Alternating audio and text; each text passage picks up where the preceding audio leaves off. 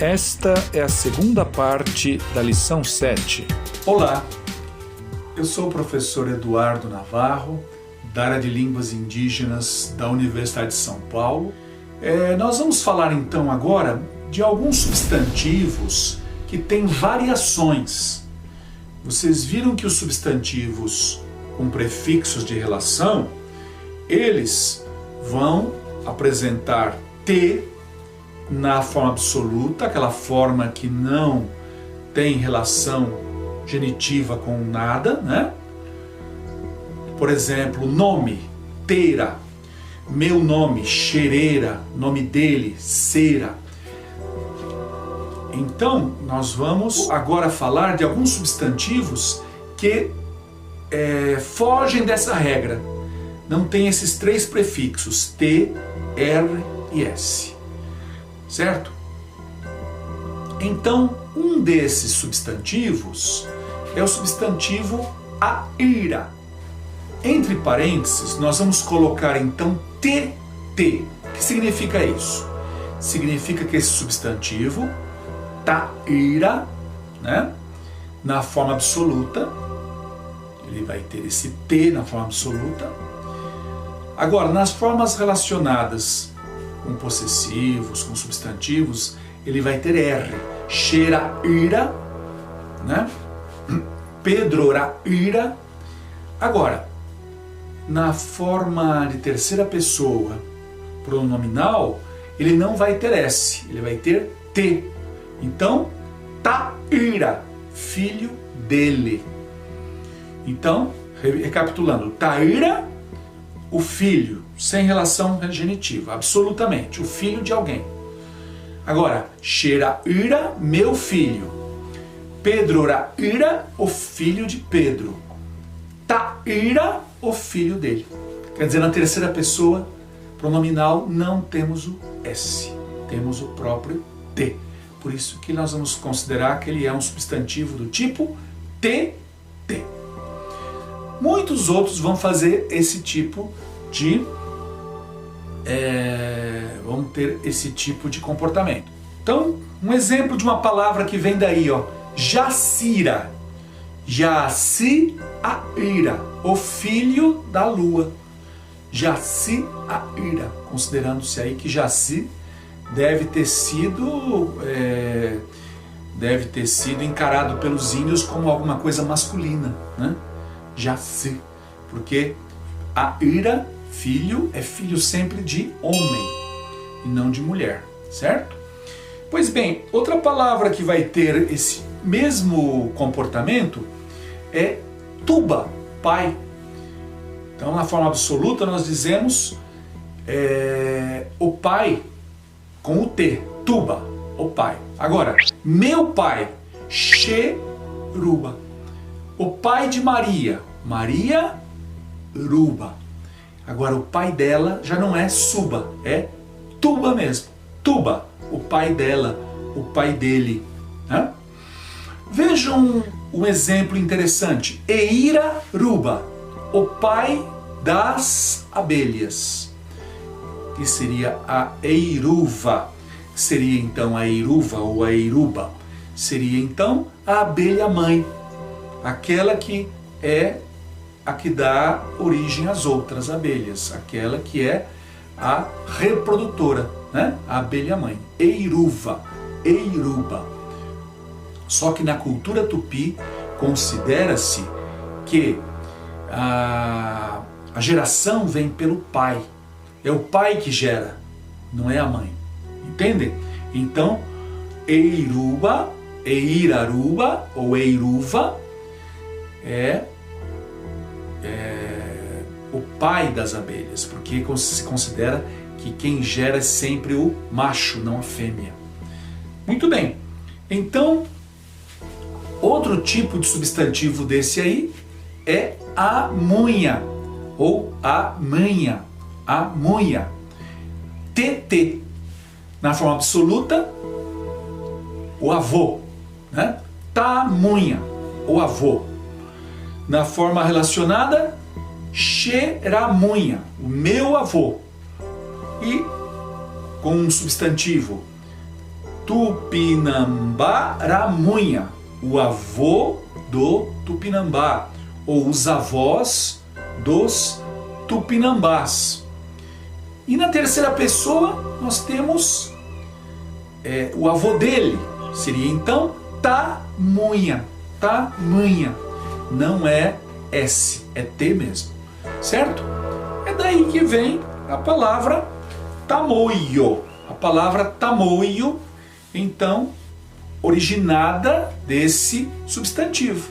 Tamoio, os tamoios eram os índios avós, considerados antepassados de algum grupo da costa que nós imaginamos que sejam uns índios do Espírito Santo, chamado Temiminós. E Temiminó, em Tupi Antigo, quer dizer neto. Então os tamoios eram um grupo indígena da costa que se considerava antepassado desse outro grupo dos Temiminós. Um outro tipo de substantivo dessa natureza é o substantivo que não vai ter prefixo de relação T na forma absoluta. Um bom exemplo disso é o substantivo oca. Oca, casa. Nós não vamos usar a forma toca na forma absoluta. Nós vamos usar a forma oca, certo? Agora, nas formas relacionadas, minha casa, xeroca. A casa de Pedro, Pedro Roca. E na terceira pessoa é o S, soca, a casa dele, certo? Esse substantivo tem muitas ocorrências na toponímia brasileira. Por exemplo, Bertioga vem dessa palavra, oca. Imbiriqui, oca, a casa dos macacos buriquis, ou buriquinhos, ou mariquinhas, é um macaco então do Brasil. E Bertioga vem dessa palavra, Imbiriquioca, casa dos buriquis. Outro exemplo de nome que vem daí é carioca. Carioca quer dizer carioca, casa de carijós. Os carijós eram uns índios que vinham do Paraguai e habitavam em alguns pontos da costa brasileira, e eles tinham inclusive uma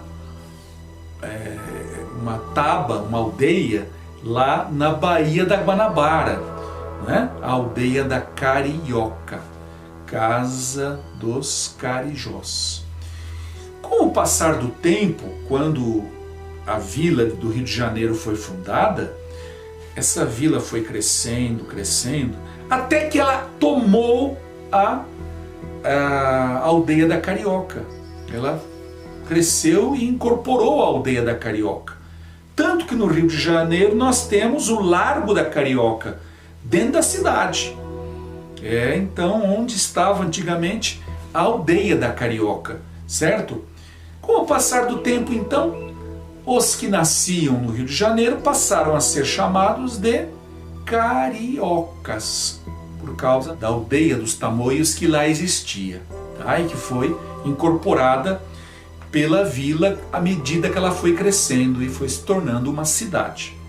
Muito bem, outro exemplo de nome de lugar que vem daí, que incorpora esse oca, é Mococa. Mococa. Esse nome de lugar, Mococa, é uma cidade, um município do estado de São Paulo. Ele é composto, esse nome, pelas palavras mocó, que é um animalzinho que vive nas pedras, nos buracos das pedras, e oca, casa, toca dos mocós. Essa palavra aí é uma palavra que foi inventada, foi criada artificialmente no século XX, certo? Não foi atribuída por índios ou por falantes da língua do Tupi Antigo. Outra palavra desse tipo é Ayuruoca, outro nome próprio, nome de uma localidade da Serra da Mantiqueira, Ayuruoca, casa de ajurus, papagaio ajuru, é uma espécie de papagaio que lá vive, tá bem? Ayuruoca. Então vejam, eu estou falando de um sentido genérico, casa de papagaios ajurus, tá? Eu não estou falando de papagaios especificamente. Se fossem papagaios especificamente, eu diria Ayururoca, a casa, a toca, a morada, o refúgio dos ajurus, daqueles específicos que eu conheço, que eu já vi e tal. Não, estou falando de uma forma genérica, por isso que eu faço a composição. Aí não tem prefixo nem sufixo. Então, Ayuruoca, casa, refúgio de ajurus. Um terceiro tipo de variação é a daqueles substantivos que não vão ter na forma absoluta o T, certo? Porque esse T vai com o tempo cair, mas esse T, o R e o S, certo? Vão aparecer com aquela forma que caiu. Por exemplo, esse substantivo que vocês estão vendo aí. Antigamente, caminho em Tupi, antes do século XVI, caminho era tapé. Tapé. Com o passar do tempo, a forma caminho ficou reduzida para pé, forma absoluta, pé, caminho. Quando nós temos a forma relacionada, aí aquela forma A, a vogal A, que estava em tapé, volta. Então, meu caminho, xerapé. Entenderam? Por quê? Porque ela então, a forma absoluta, tapé, caiu só, né, nessa situação. Agora, quando está relacionado com algum possessivo, com algum substantivo, a vogal A retorna. Então, xerapé, inderapé, caminho do tatu, taturapé, caminho de tatu, no sentido genérico, Tatuapé, nome de um bairro de São Paulo. Caminho dele ou deles, então sapé. Vejam que essa palavra aí aparece num nome famoso de um antigo caminho indígena que se dirigia para o oeste, que se dirigia para o interior da América do Sul, o caminho do Peabiru. Peabiru, que provavelmente tem a seguinte etimologia: Peabiraru, o caminho úmido, né? Um caminho no meio da floresta que ia, segundo alguns, ia até os Andes, o caminho do Peabiru. Muito bem, como vocês viram, Tatuapé é nome então de um bairro de São Paulo, caminho de tatus, caminho de tatus. Como é que nós diríamos o caminho dos tatus? Nós teríamos de fazer então uma relação genitiva com o prefixo, então taturapé. Aí temos uma ideia mais específica, o caminho dos tatus que eu conheço, que eu já vi. Agora, em sentido geral, genérico, Tatuapé, caminho de tatus. Existe um povo indígena do interior do Brasil, os tapirapés. Tapirapé. Tapirapé quer dizer caminho de antas. Era o nome que os índios davam para a Via Láctea. Nós chamamos então de Via Láctea, caminho do leite, e os índios chamavam isso de Tapirapé, caminho de antas. Como é que eu diria o caminho das antas? Aí eu tenho de fazer uma relação genitiva com o prefixo. Tapirapé, o caminho das antas. Aí é um sentido assim específico, as antas que eu já vi passar por aqui, né? Então, o caminho das antas. Agora, caminho de antas, Tapirapé. Vejam aí, Cururuapé, caminho de sapos. Caminho de sapos, certo? Uma planta, é um nome de um cipó, o cipó cururu.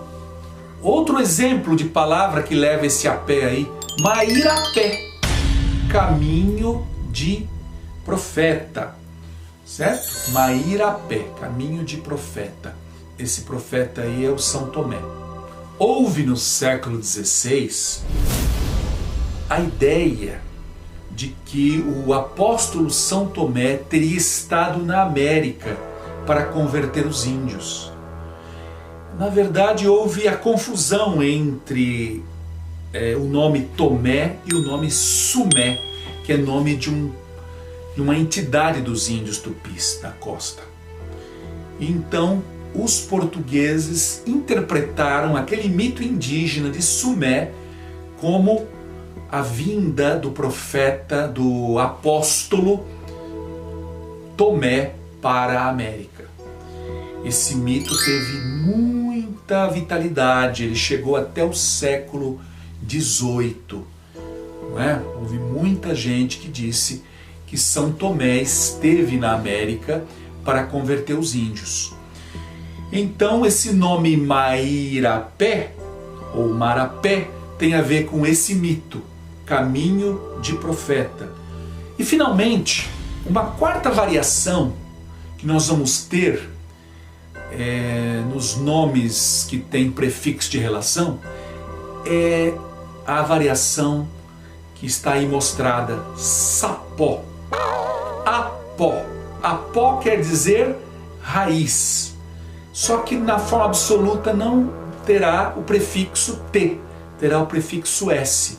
Então, sapó, raiz. Raízes da árvore, eu não vou dizer minhas raízes, assim, a não ser no sentido figurado, né? Ibirarapó, as raízes da árvore. Acaiuibarapó, as raízes do cajueiro. Agora, na terceira pessoa é a forma normal. Sapó, as raízes dele. Então, como vocês viram, na forma absoluta não é tapó, é sapó. Daí vem alguns nomes para nossa toponímia. Daí, por exemplo, veio o nome Igapó. Igapó é aquela parte da floresta amazônica que está sempre alagada. I, rio, água, apó, raízes d'água. Raízes d'água. É a parte da floresta que está sempre alagada. Outro nome que vem daí é Sapopemba. Esse nome foi para a toponímia brasileira, mas também era um nome comum, que está no dicionário. Sapopemba é raiz tabular. São aquelas raízes que crescem lateralmente em árvores muito altas e com raízes não muito profundas, né, na terra. E essas raízes tabulares vão ajudar a sustentar a árvore, porque ela pode cair devido a ter raízes na terra não muito profundas. Então, a Sapopemba é um nome que vem da palavra sapó, que quer dizer raiz. Sapopemba, raiz angulosa, raiz esquinada, raiz torta, né? Então nós vimos as variações que existem. Nosso próximo vídeo daremos continuidade à nossa lição 7. Até lá!